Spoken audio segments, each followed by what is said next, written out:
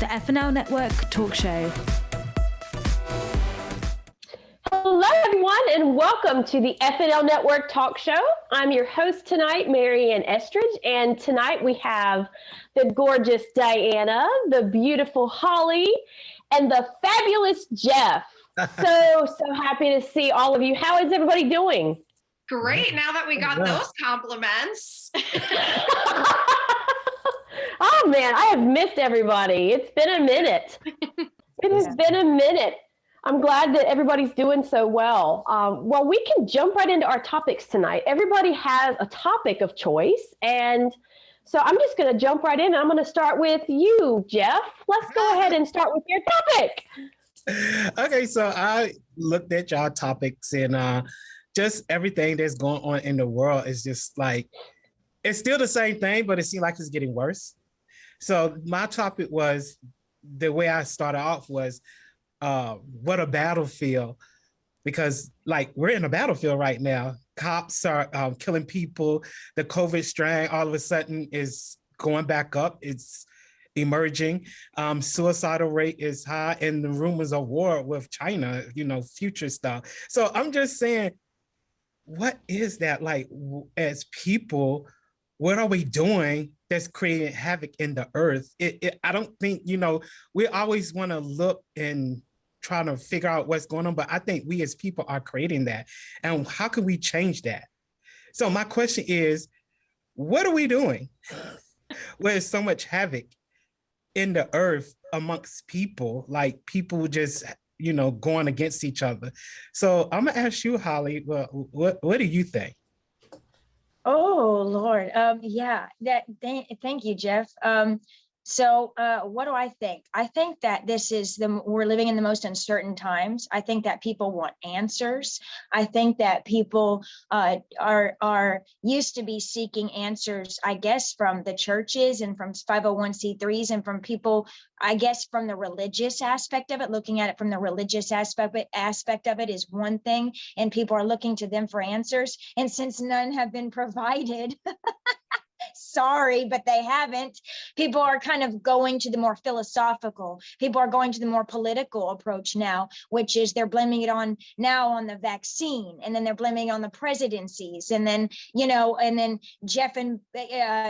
Trump and Biden going at each other. Oh, this is your pandemic. Oh, well, this is your broken down economy now, and everyone just at each other's throats in politics now. And guess what? We still don't have the answers. So to me, I feel like now is the most time where people need answers. People now need to know that their health hasn't been compromised by anything. People now need to know that they can send their children into schools and it's going to be secured. And people now need to know about their careers and their jobs and not getting laid off, or if they're going to stay afloat and they're going to get to have gas money to go on vacations now and just things like that. So I feel like now's the time where we need answers more than anything, Jeff. Yeah, I believe that. I think, I just feel like there needs to be some order, and there is none. It's just chaos. But I'm not going to go to me right now. So I'll go to Diana. We don't go too deep. But I love it. I love what you're saying. Everybody's opinion, then I'm going to feed off of that and kind of tell you how I feel. Yeah. I personally think it's a game of egos and conflicting egos. And obviously it starts with politicians. I feel like you kind of do have to have some sort of ego to get into politics anyway, but they're not exclusively who we should place the blame on, because I also feel like we landed ourselves in some of these situations. Look, when the pandemic first broke out, no one took it seriously. All we had to do, in theory, was stay home for 2 friggin' weeks, or like stay in your neighborhood and wear your mask. And literally nobody wanted to listen because it was a game of egos. And is it realistic to think we can get everyone on the same page? No, but you look at some countries who were successful with just the pandemic, and then there's the issue of war too, which that's another level. But I'm saying, like, we should look at other countries for the example of how we could be if we all stopped thinking about ourselves for 1 second and looked at the world collectively as a whole. Good answer. And Marianne. I think there is there is so much hatred in this world. I think there is and I agree with Diana, the ego. I think egos drive so much negative. I think if people would be willing to be more humble and listen to each other and have more compassion for others, a lot of this stuff wouldn't be nearly as bad.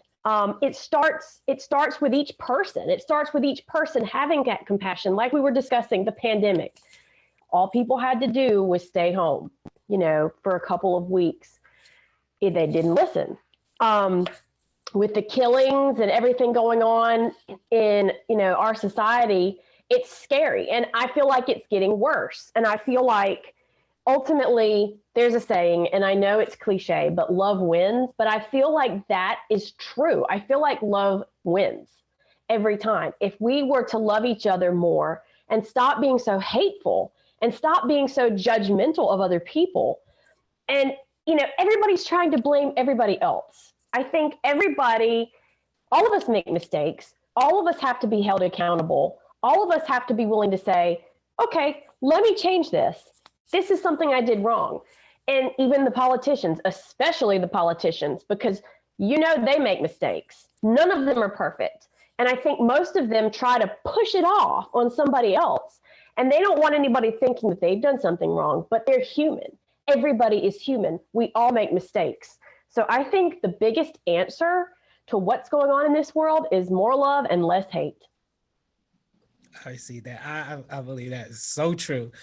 And I just want to tell you how I feel spiritually, because I've been reading. And it's just crazy because it talked about David. David had blood on his hands. Mm-hmm. He killed the young lady that he's married husband. And because he had blood on his hand, he could not continually being used. So I'm just giving you a scenario.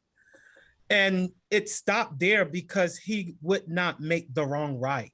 So he had to wait till his son came, which was Solomon, was the peacemaker. And I just feel like we need to, whatever we did in the earth, come forward and apologize and make it right, to release the blood off of our hands and start being peacemakers, because we don't necessarily have to be always warring each other and make it feel as though I'm the bigger person, I'm gonna win. And sometimes just dumbing yourself down and being apologetic and saying, let's come together, on a mutual ground, and let's solve the problem together. Let's not continue war with each other. I think we're looking at the dynamics where it comes from, because it comes from the top. So we're living off of what they're doing from the top. So if they're saying that they're at war with each other, they feel like people in society feel like, well, if they're at war, I feel like I have the right because they're doing it and they're getting away with it. The people from the top are not making the difference. And I feel like we need to stop doing what we're doing in the earth, because we create these things in the earth. What we speak come to pass, even if it's positive or negative, what we speak actually happens. So I think it's just been a lot of negative in the earth in the last 2 or 3 years. And we need to reverse that curse and start speaking life in this earth, and change will come. We have to come together as one, though, for those changes to come. So that was my opinion. I just felt like enough is enough. When is it going to end? Why are we still doing the revolving circle of going back to this COVID and getting people in the mindset that they're going to die when that's not the case? You're just disrupting people's mindset. To me, that's what they're doing. It's a control thing. So let's change the dynamics. And I think what you said, Marianne, love is a major part of it. I think we don't love enough. I think we war with each other too much. We compete with each other too much, and we don't pat each other on the back for the good things that we do. So that's just my opinion on that. And I really felt that today as we were coming forth, that it was on my heart that I had a platform and I needed to speak on that. And I tried to speak on it as much as possible without it being so spiritual. But I think it's just, we need to stop it. We need to be peacemakers. So that's my opinion. I agree. I absolutely agree, Jeff. I think you hit the nail on the head. And I'm actually, that gives me kind of a platform to bring my topic up, which I'm sure everybody is aware of what has happened to Tyree Nichols.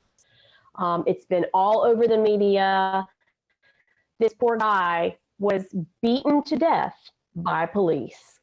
It was supposed to be a traffic stop for reckless driving, but from what they have seen, it appears that there was no reckless driving that occurred, from everything that I've seen so far.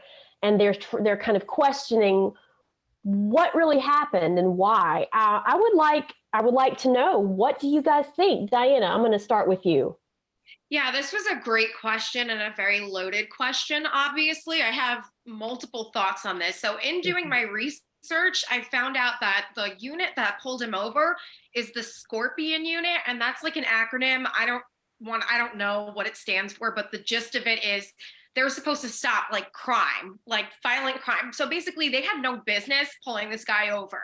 And I didn't even know that it didn't appear like he was driving recklessly. So that makes me even angrier.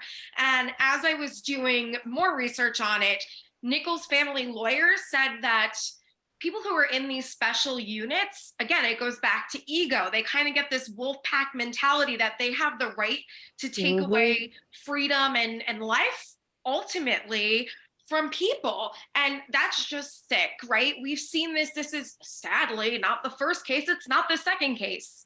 It keeps going on. Police brutality is a problem.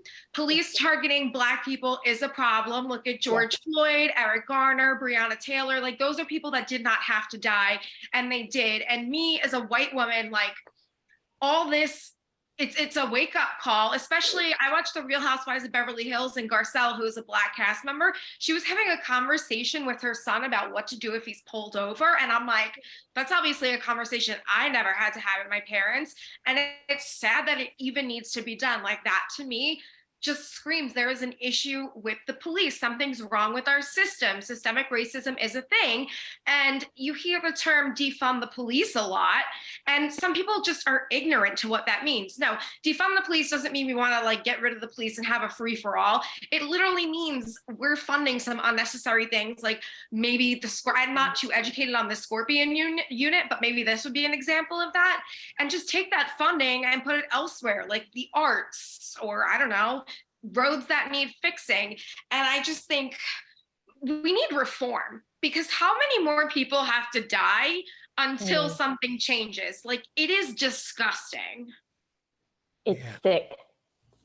I love what you're saying, Diane. Let me go ahead and insert right there.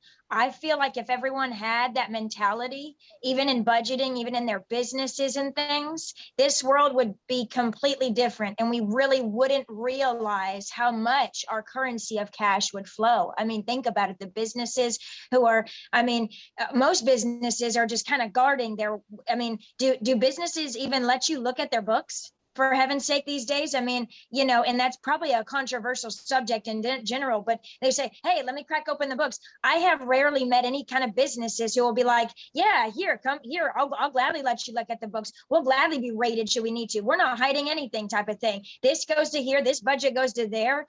Even like in charity and causes, for heaven's sake, I wish that and we've all been there. We all know about these causes. We all want to give back.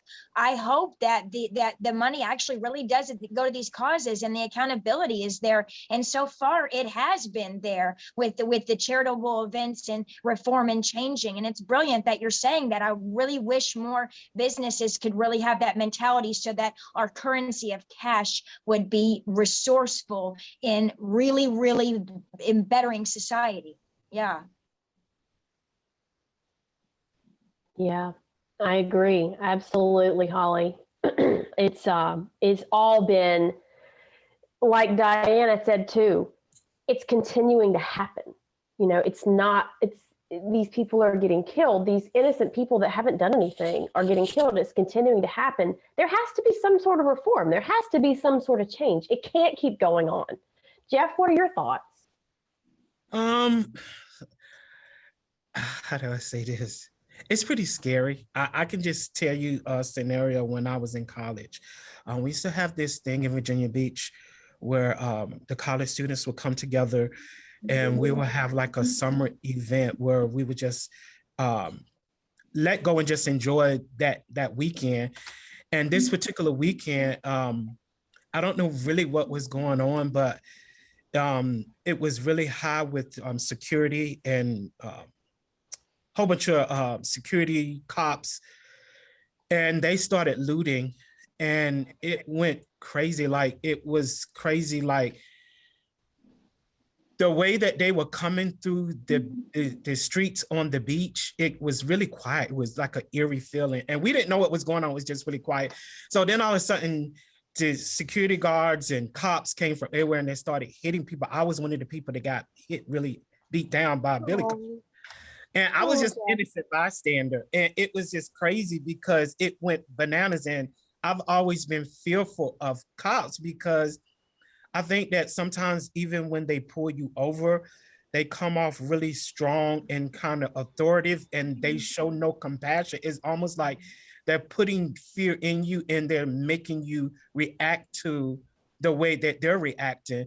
So just to see that it's been heightened, it's pretty scary because now it's out in the forefront, and it still hasn't changed. They feel like they still have the right to be able to beat people up, kill people. Yeah, they may fire them, but the thing is that that woman will never have her kid again. That kid is gone forever. That's what we don't realize. These lives are being taken, and these parents have to continually mourning for a child that they will never see. They still have their life, you know, but the thing is, it's just crazy. Like your mindset to think to beat someone to death where it's 5 of y'all and it's only one person, that behooves me that you're thinking in that realm that they don't have a fighting power. They're on the ground and you're continually just beating them and kicking them, because I saw the video and I was in awe the way they was kicking him, and a cop came along and then he started grabbing him and pushing him back. It was just crazy. And then it was one standing off and nobody intervened and had enough compassion to say, okay, let's stop. Right. Stop. Like it just continued and it escalated to there was no breath in that person. So I think it's just a wake-up call, like Diana said. It's a wake-up call. We have to stop. Like life is precious and we're not valuing that anymore in any arena. It's just unfortunate. I don't know why I'm feeling like this today and I'm being led this way. I think it needs to stop. It's so in the forefront, and it hardens my heart. I continue praying and just hope that there would definitely be a change. It has to be a change. Yes. If I may, you brought up a really good point about how no one around them helped. And I took a second to put myself in that situation. And it's like, what could you do in that situation? Because it is the police who were taught to obey and like a lot of us are fearful of. And then it's like, if you were to see a citizen beating up another citizen, you would call the cops, but it's the cops beating up a citizen. Like it's just wild to me. It's just wild. It's crazy. It isn't. I agree. And I think, Jeff, first of all, I'm sorry that you had to go through that. What you experienced. I'm sorry. I know you and I love you. And we know who you are. You're not the type of person that would even ask to be treated that way. You would never hurt anybody. And to think that, you're bringing your personal experience to the table and saying, hey, I have experienced this. I have been there. It's mind blowing. And to me, some people would be upset with me for saying this, but I'm going to say it anyway. Studies have shown that there is a high level of narcissistic personalities in the police. That is, I won't go into too much detail, but I have experienced on a personal level, knowing one that was quite scary. And I'm not saying they're all that way. Of course they're not. I know some that are wonderful people, but I think there might need to be a little bit more of a screening process even for these people that do get into the police force. Maybe a psychological evaluation, maybe more thorough. There is so much that probably falls through the cracks here. And as far as this young man that was killed, like you said, Jeff, that's their baby and he's gone. His parents will never see him again. And I watched the footage. It was very hard to watch. I don't know if you guys watched the footage, but it was very heartbreaking. But he was like, kind of just like, okay. He wasn't being aggressive. And I heard the way that the other men, the police, were talking to him. They were talking to him like a dog. I mean, worse than a dog, just cussing him out and just, treating him like an animal. And, when they say that he was calling out for his mom, and it's like, I saw a friend of mine, she posted this on Facebook. It said, all mothers were summoned when he called out for his mother. And I was like, that got me in the heart, because it's like, how many more people are going to have to experience this? How many more families are going to have to lose their babies? How many more people are going to have to be abused, mistreated, and killed by those who are sworn to protect and serve?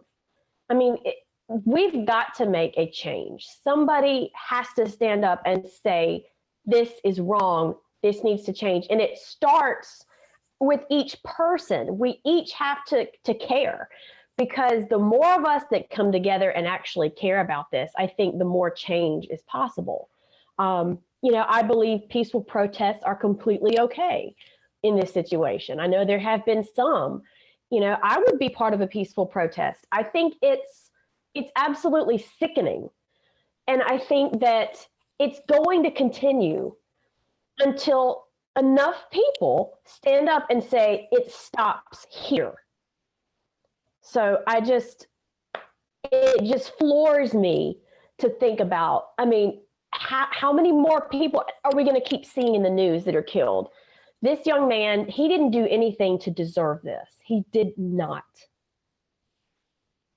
Marianne, I think that you bring up a very interesting point. It's a very deep subject, but just to kind of make this a little lighter, transitioning, I think that I look at it from all perspectives. Was this cop wrong? Yes. But was this person also wrong? Maybe. In this situation, yes, this brutality. But I think the brutality is really kind of what we're just all kind of following up to what you guys say, change and more positivity. There's so much hate in this world. And are we doing anything to embrace it, kind of thing? This TikTok, there's something recently on TikTok, this girl adds this new hashtag that says the lucky girl syndrome. And she just literally pops up everywhere and she just does this. Now, is this a form of change? Yes. But I feel like these things and these currencies come on these headlines to be this sort of change and to kind of maybe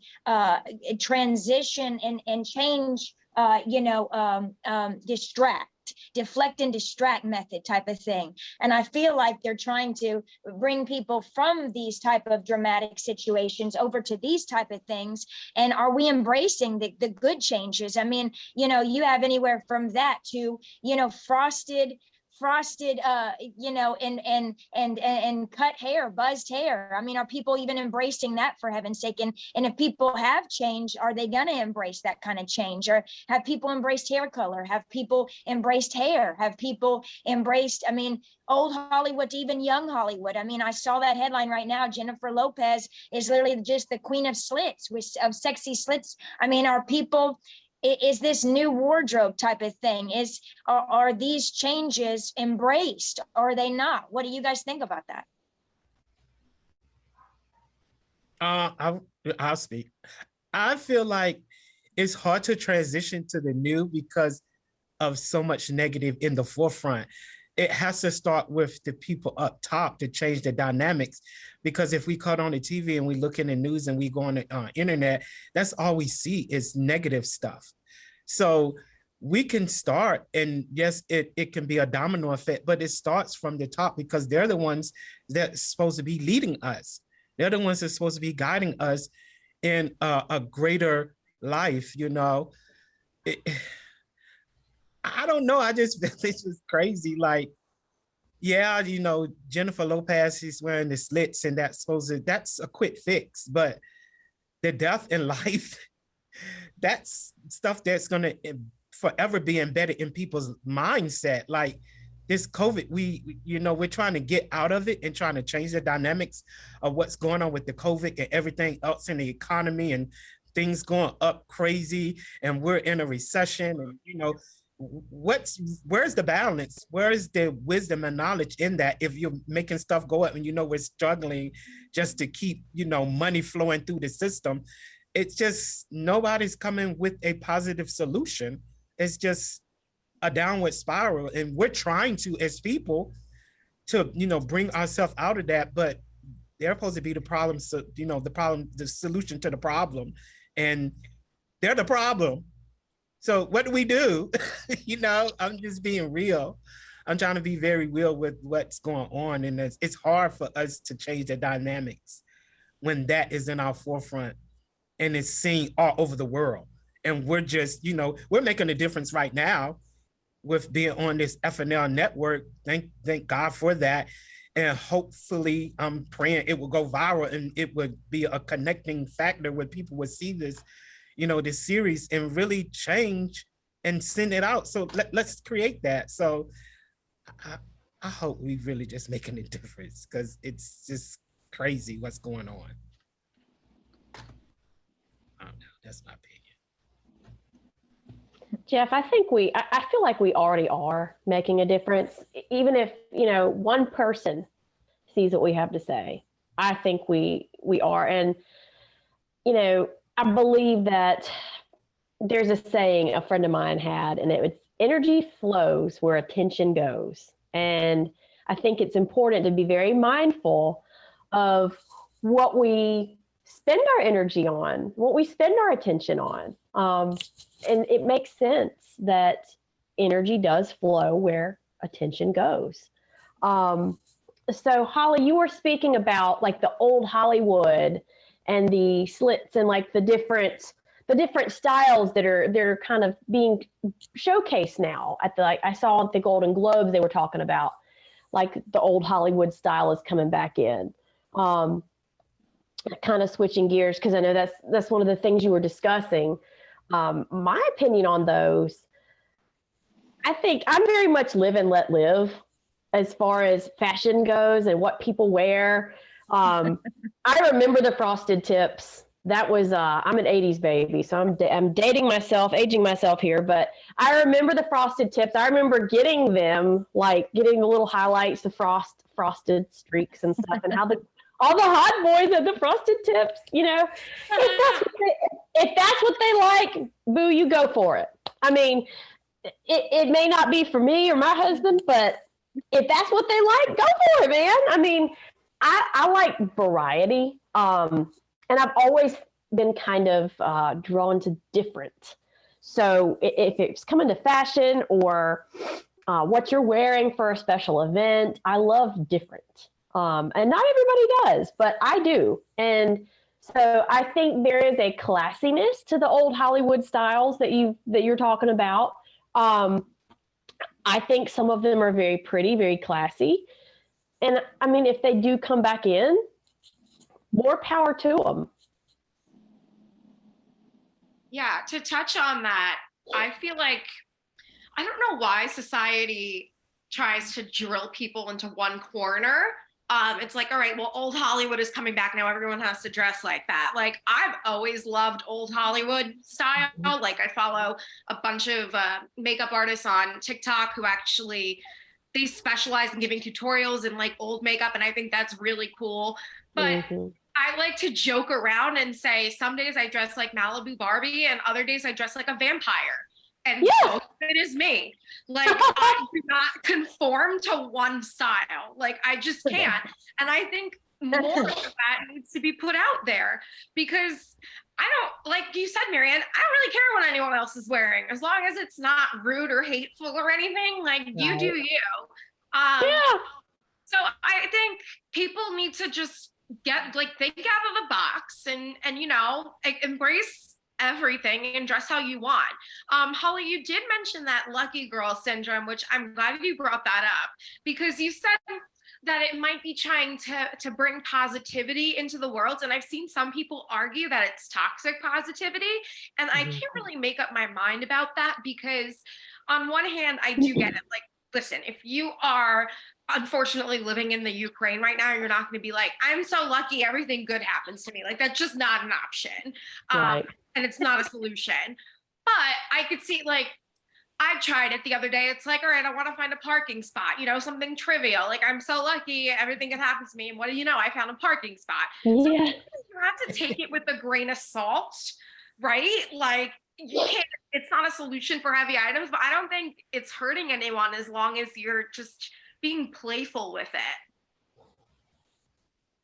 I absolutely agree. I mean, but does no one think that Jennifer Lopez, I think she's sexy. I just think this is sexy. I totally agree with Hollywood here. Let me just go down and say it. Let me just burst out right now. She has always been sexy to me. I like that. And she and Heidi Klum and all these other actresses are totally putting everyone in their place. But for these younger girls, yeah, she is. Yeah. Yeah. She's gorgeous. Yeah, for sure. Always. I've always thought that. Always thought that about her.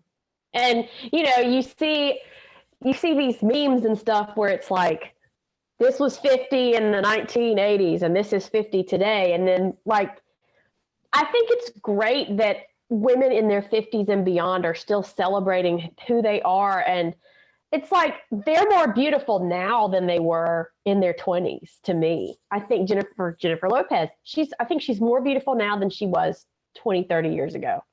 And I think that's great. I think getting older should be something that we celebrate and look forward to instead of dreading it. So I like seeing these actresses that have been around for a while continuing to thrive and just show off how beautiful that they are. She's got it going on. Let's be honest. You know, I mean, I've got a woman crush on her legs. Huh? Yeah. What's that? I said I've got a woman crush on her legs. Oh yeah. Oh yeah. Oh yeah. Yeah. Oh yeah. For sure. Well, moving into our last topic, Diana, I would love to hear your topic for the evening.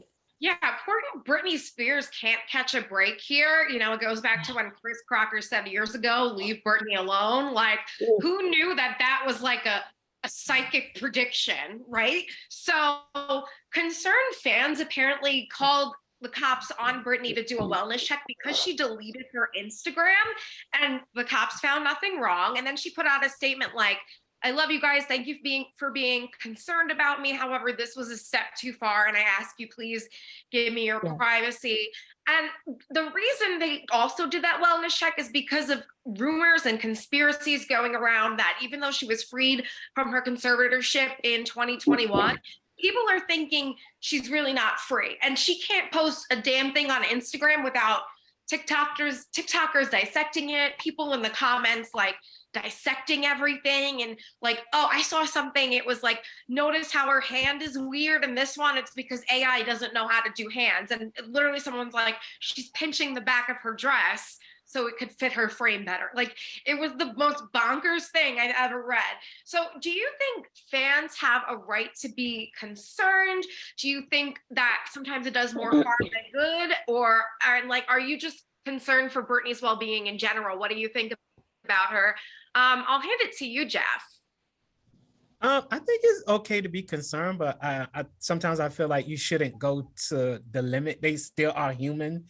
And with her being in the limelight and people punching her, that could be triggering stuff too. People, pointing on her about different things that she's doing, that could make her depressed or whatever she's going through, because it's still kind of bullying. You're talking about the way she holding her hand and all this crazy stuff and making her seem like she's psychotic. She might have issues, but you're making it worse. So I just feel like sometimes they take it to, too far. It's good to have fans, but they want to have their privacy as well. Why are you all in their business? They go through a lot. Celebrities go through a lot and people don't realize it. And sometimes they just want some peace. Yeah. When they're in the limelight, they want peace. They want to go behind those closed doors and just let their hair down and be themselves, because when they're out there in the forefront, they have to, act a certain way and carry themselves a certain way amongst the people. So I think they just need to just give her a little breathing room. Let her breathe. Yes. That's my opinion. Definitely. What do you think, Marianne? I agree with Jeff. Poor girl. I mean, she has been successful. I believe she's beautiful. I believe she's talented. And who knows what's going on as far as is her conservatorship? You know, is she free? Is she not? But she is still she may be a celebrity, yes. The whole world knows about her. She is a human being who deserves privacy. And I can't imagine what it must be like to be in her shoes. You know, everything you post is going to come under scrutiny. I mean, how hard must that be? It's like she can't make a move without somebody having 5,000 different theories on what it means. I understand fans would be concerned. I do. Because when somebody that is that well known just deletes, you know, they're off the grid, Instagram's gone. Yeah, I would be concerned, of course. But there does need to be a degree of privacy because she's still human. You know, she's got a husband, she has a family. I believe that the people that are closest to her, those are the ones that know what's going on. And really, it's nobody else's business what's going on in her personal life unless she wants to share it. So I think a lot of the fans that were concerned, their heart was probably in the right place. There's probably some people whose heart is not in the right place and they want to make up things. But at the end of the day, she's a human being and she deserves privacy. If she doesn't want to have Instagram, that's her choice. She should be allowed to delete it temporarily, permanently, whatever she wants to do. She may have just wanted some peace. There may be, I mean, there's so many things that could be going on in her personal life behind the scenes that people don't know about. And that's her business. So that's what I think about the situation.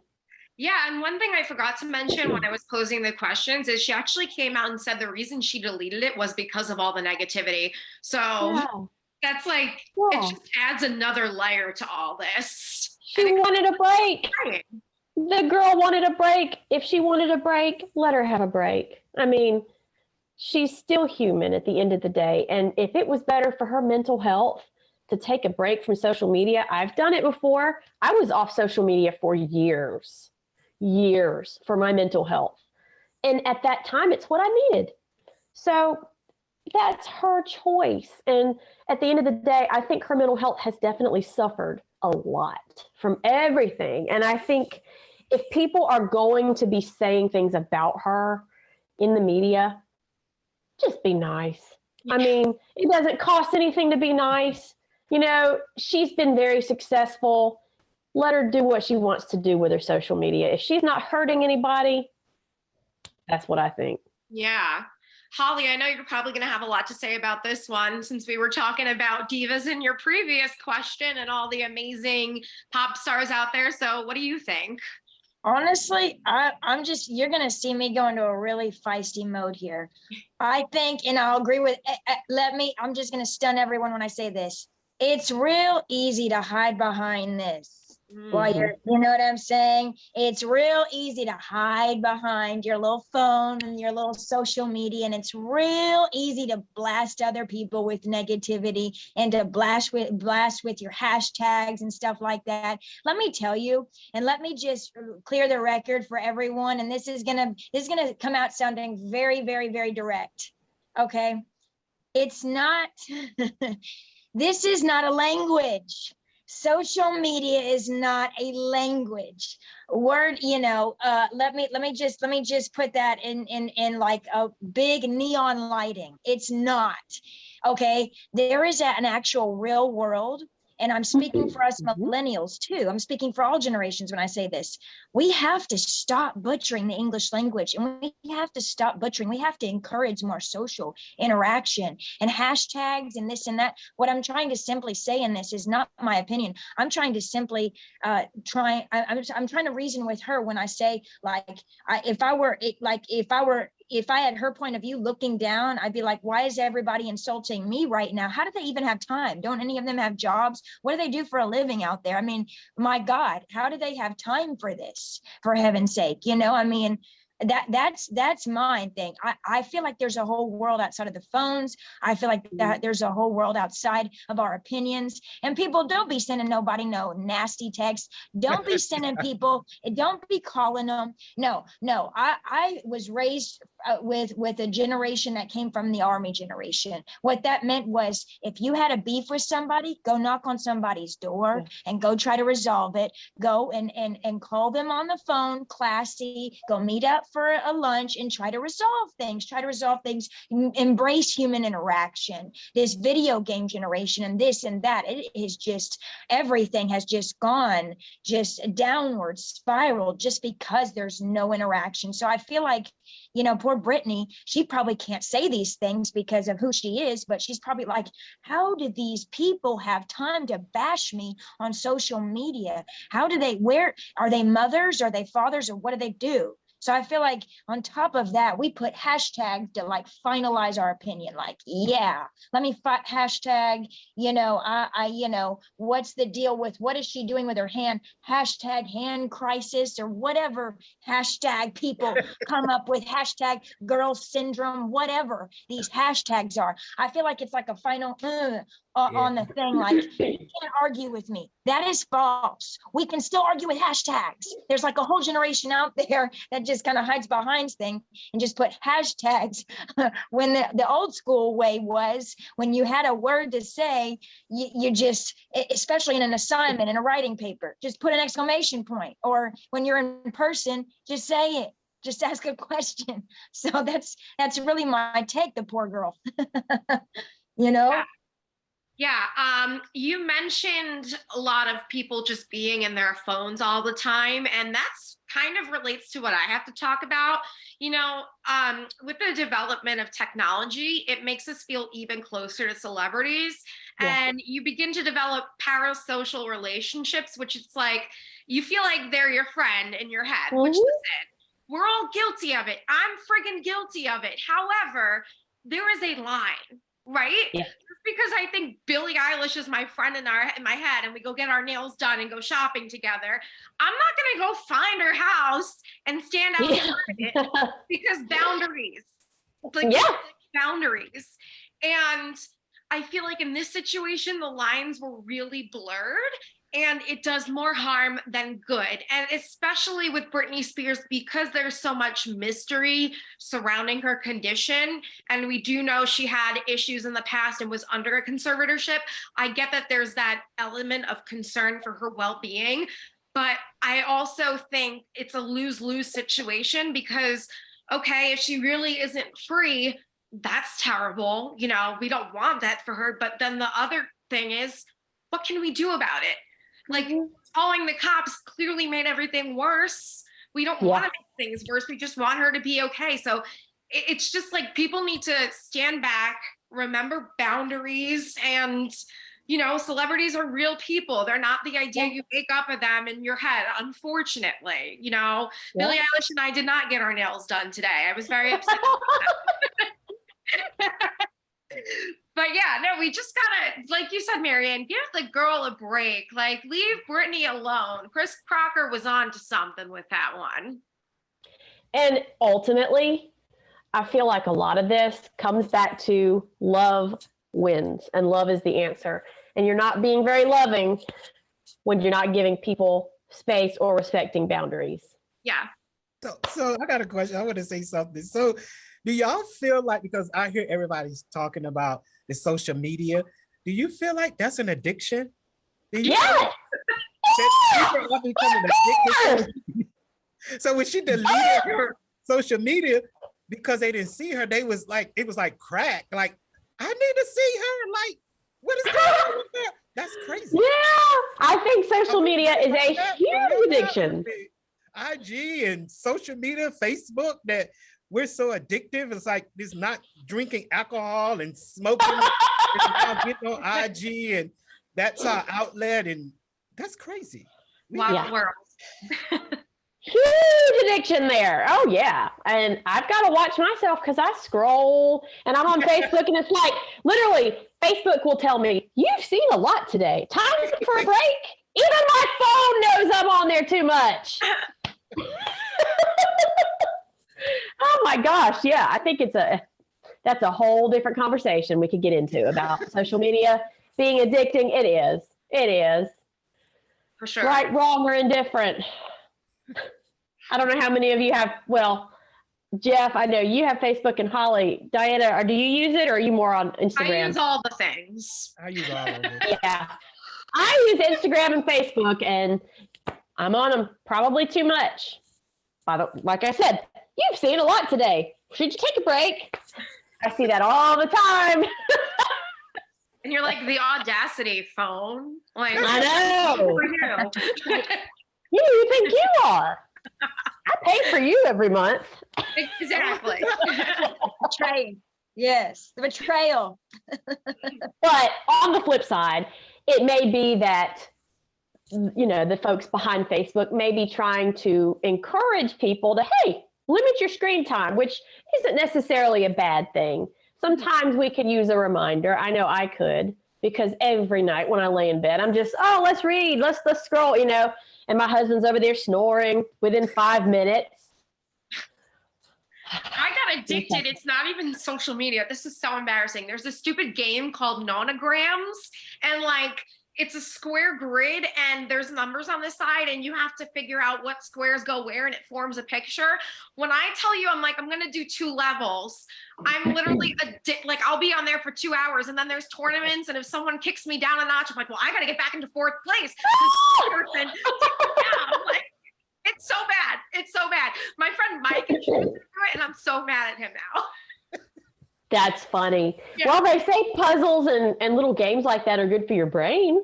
That's the one thing I'm like justify. I'm like, okay, you know what? I'm getting smarter by doing this. Yeah. I might be frying my eyeballs in the process. Solitaire. Yes. There's a whole new reason for a whole new meaning behind smartphone, right? Yeah. Your phone makes you smarter. We'll go with that. Yeah. Well, we have had some awesome topics tonight. Is there anything else that anybody wants to discuss before we go? No, just beautiful job, everyone. Really great topics and discussion. Yes. I had a wonderful time.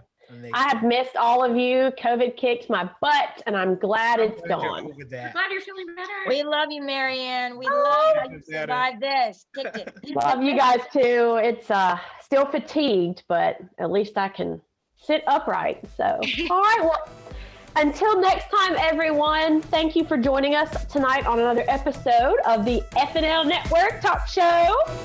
Hope everybody has a fabulous week, and we will see you soon. Bye.